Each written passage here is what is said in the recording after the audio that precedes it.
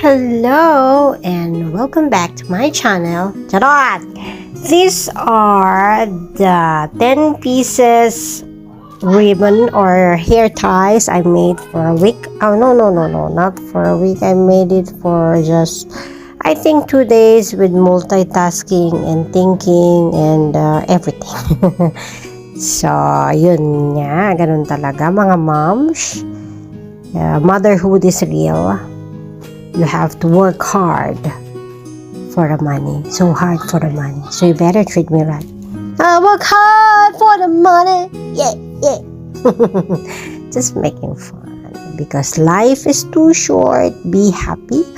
So, order na kayo, guys. Just PM me for details and hope to see you again so soon. Ganon. So, find me in Facebook. Okay? The link will be in the description below. Leave a comment for questions. That's all. Much love from me.